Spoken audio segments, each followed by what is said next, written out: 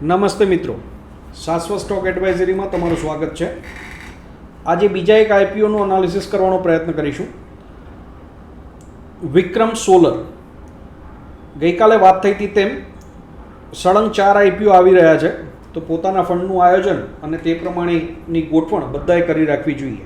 આ બધામાંથી કયો આઈપીઓ ભરવો કે ના ભરવો એની વગેરેની સામાન્ય સમજણ અને તૈયારી રોકાણકાર તરીકે તમારી પાસે હોવી જોઈએ.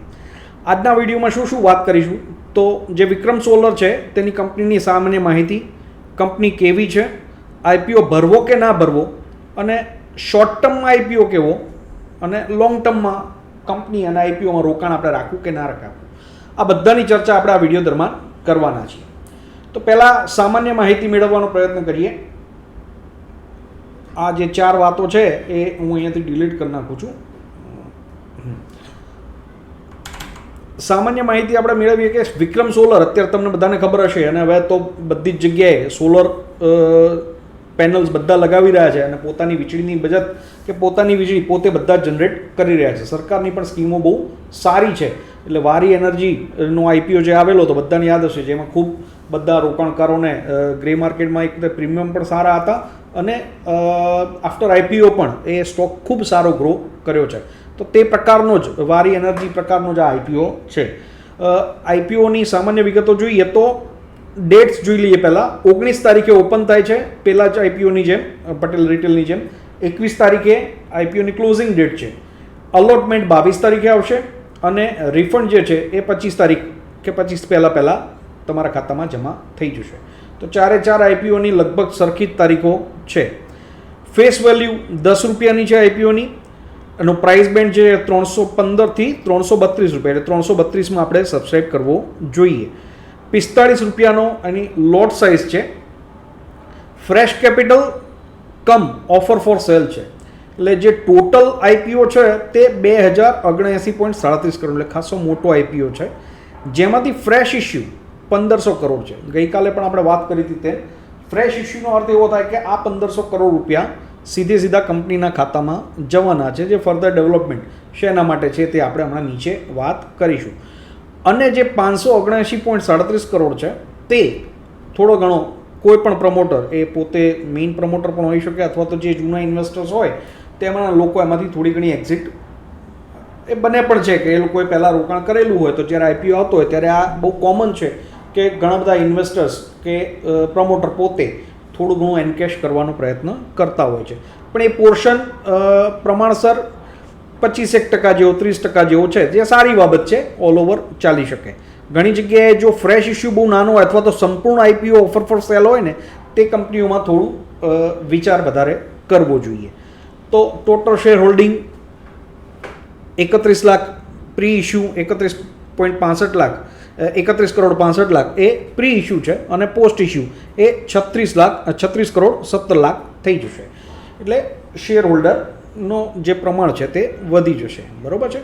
ક્યુઆઈબી 50% છે. આટલો મોટો આઈપીઓ છે, સવાલ જ નથી. ક્યુઆઈબી વગર આઈપીઓ ભરાઈ જ ન શકે, તો એનો પોર્શન મોટો છે. રિટેલનો પોર્શન થોડો નાનો છે, એટલે કે 35% છે. અને એનઆઈઆઈ નો પોર્શન 15% છે.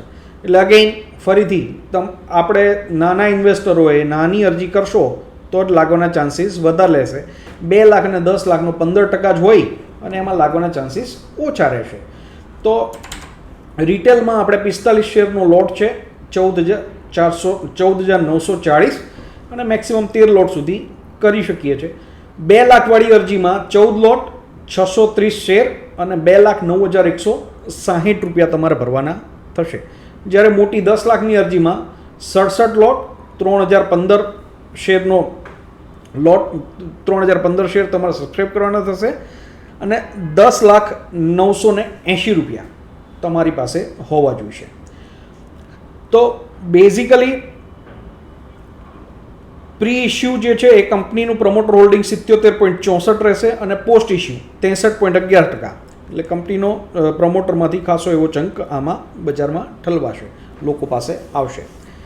કંપનીની થોડી વિગતો જોઈએ. 2005માં, એટલે અંદાજે 20 વર્ષ પહેલાં આ બનેલી કંપની છે. એ લોકો સોલર ફોટોવોલ્ટિક પીવી જે કહેવાય છે, મોડ્યુલર મેન્યુફેક્ચરિંગ, એમાં સ્પેશિયલાઇઝ છે. ઇન્ડિયા ખાતે, ભારત વર્ષ ખાતે ખાસી એવી જાણીતી કંપની છે.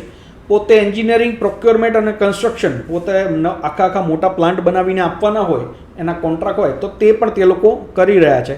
એનું ઓપરેશન અને મેન્ટેનન્સ આ પણ આ કંપની કરી રહી છે. Company solar energy product consist of following high efficiency solar PV modules. એમાં અલગ અલગ પ્રકારના ટાઈપ્સ હોય છે, જે અલગ અલગ પ્રકારની, આ થોડું વધારે ટેકનિકલ થઈ જશે, પણ અલગ અલગ પ્રકારના મોડ્યુલ્સ બનાવાતા હોય છે, તેમાં કામ કરતી કંપની છે. કંપનીનો નફો નુકસાન જોઈએ તો 23માં એની એસેટ્સ 2476 કરોડ, 24માં 2585 કરોડ અને 25માં 2832 કરોડ. અને ટોટલ ઇન્કમ જે છે એ 2091 કરોડ 23માં, 24માં 2523 કરોડ અને 25માં 3459 કરોડ. એટલે કન્ટિન્યુઅસલી ઇન્ક્રીઝિંગ છે, જે સારામાં સારી વાત છે. EBITDA, earning before tax and depreciation, 186 crore, 398 crore અને 492 કરોડ. બહુ જ સારું પરફોર્મન્સ છે. અને છેલ્લા જે 5 વર્ષમાં જે સોલરનો જે ક્રેઝ વધ્યો છે એ દેખાડે છે કે આ ઇન્ડસ્ટ્રી ગ્રોઈંગ રહેવાની છે. જ્યાં સુધી સરકારની સબસિડીઓ વગેરે છે હોમ અપ્લાયન્સમાં, એમાં વચ્ચે પ્લસ માઇનસ થોડું થયા કરે છે, જેની આપણે આગળ વાત કરીશું. પણ ઓલ ઓવર તેના કારણે ડિમાન્ડ ખૂબ સારી રહેલી છે, જે વારીના બેલેન્સ શીટમાં પણ દેખાય છે. તો સેમ સેગમેન્ટની કંપની હોય અને આમાં પણ તેવું જ થશે તેવું આપણે ચોક્કસ માની શકીએ.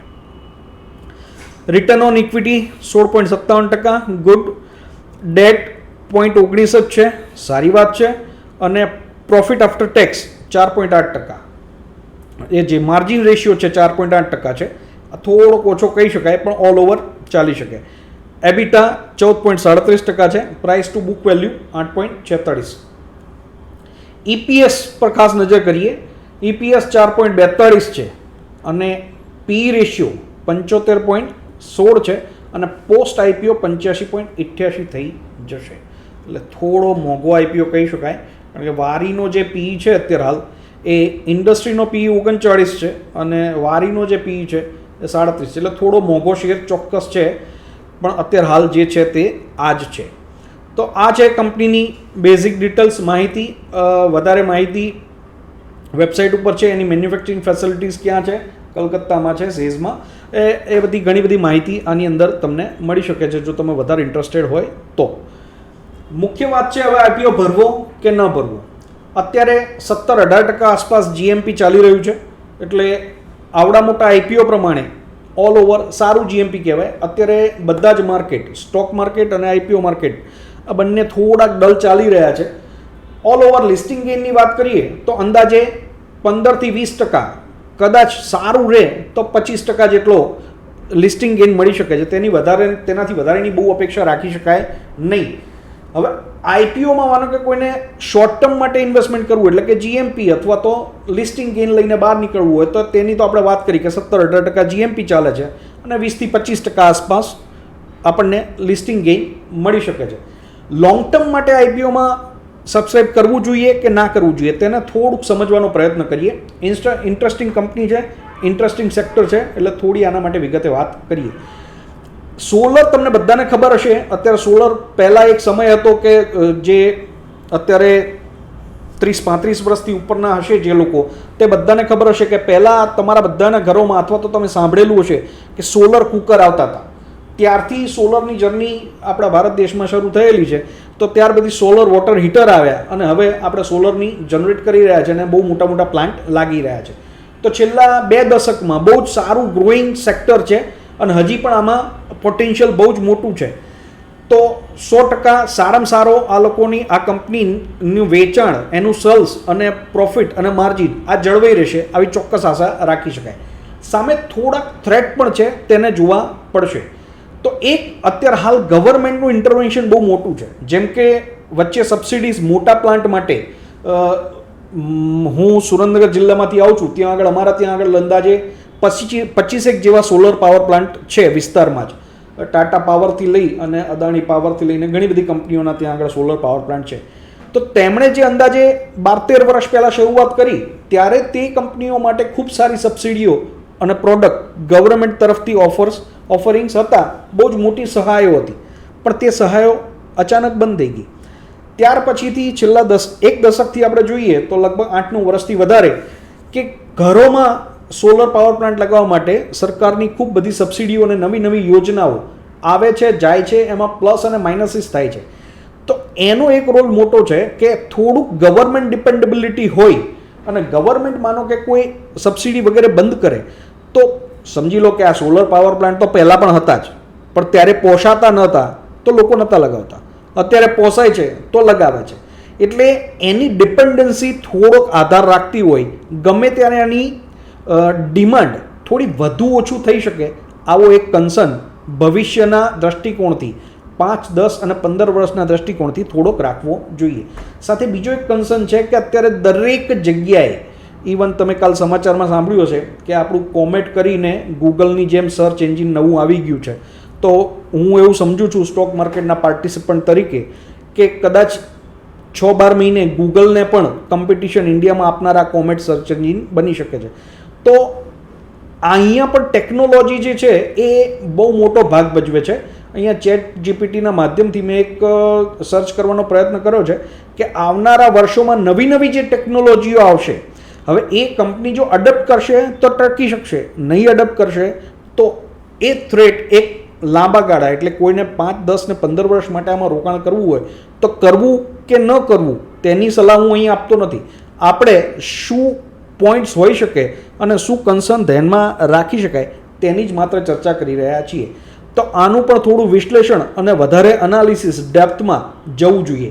નવી નવી ટેકનોલોજીઓ, નવી નવા તમે વિડીયોઝ પણ જોયા હશે કે ખાલી ઘરના ધાબા ઉપર જે એકદમ પાતળી સિલિકોન પેલી હોય છે પટ્ટી જેવી, તે લગાવીને પણ, ઇવન ગાડીઓ ઉપર પણ અને કોઈ પણ સાધનો ઉપર લગાવીને પણ તે ભવિષ્યમાં ચાલશે અને તેની શરૂઆતો પણ મોટા પાયે થઈ ગઈ છે. તો ટેકનોલોજી થ્રેટ અને ગવર્મેન્ટનો જે ઇન્ટરવેન્શન છે કોઈને કોઈ જગ્યાએ, તેનો એક સામાન્ય થ્રેટ પોઈન્ટ લાંબા ગાળાના રોકાણકાર તરીકે તેના ઉપર રહી શકે છે. બાકી ઓલ ઓવર કંપની સારી છે, ચોક્કસ સબસ્ક્રાઇબ કરવું જોઈએ. લિસ્ટિંગ ગેમ માટે તો ચોક્કસ સબસ્ક્રાઇબ કરવું જોઈએ અને થોડો ઘણો ભાગ લોંગ ટર્મ માટે પણ રાખવો જોઈએ. કારણ કે સોલર અને એનર્જી આપણા દેશ માટે, આવડો મોટો 140 કરોડનો જે દેશ છે તેના બધા માટે પાવરની જરૂરિયાત હંમેશા રહેવાની છે. એક ઉદાહરણ આપું, કાયમ મિત્રો સાથે વાત થતી હોય ત્યારે પાવર સેક્ટરની વાત થઈએ, મને ગમતું સેક્ટર છે. તમારા ઘરમાં આજથી 20 વર્ષ પહેલાં જે પાવરની જરૂરિયાત હતી, જેટલા અપ્લાયન્સીસ, જેટલી ટ્યુબલાઇટ, પંખા, એસી તમે વાપરતા હતા અને આજે કેટલા વાપરો છો, અને તમે એક આંખ બંધ કરીને વિચાર કરવાનો પ્રયત્ન કરો કે આજથી 20 વર્ષ પછી તમારા છોકરાઓ કે નવી જનરેશન એ એના કરતાં કેટલા વધુ પ્રમાણમાં વાપરશે, કે એની કેટલી જરૂરિયાત પડશે. એટલે આની ખપતનો ક્યારેય ટોટો આવવાનો નથી. તો એના જનરેશન કરનારી વસ્તુઓ આ લોકો પ્રોડ્યુસ કરે છે, એટલે આની ડિમાન્ડ ઓછી થવાની નથી. પણ સામાન્ય 1-2 કન્સર્ન મારા મગજમાં હતા, તે તમારી સાથે અહીંયા શેર કરવાનો પ્રયત્ન કર્યો છે.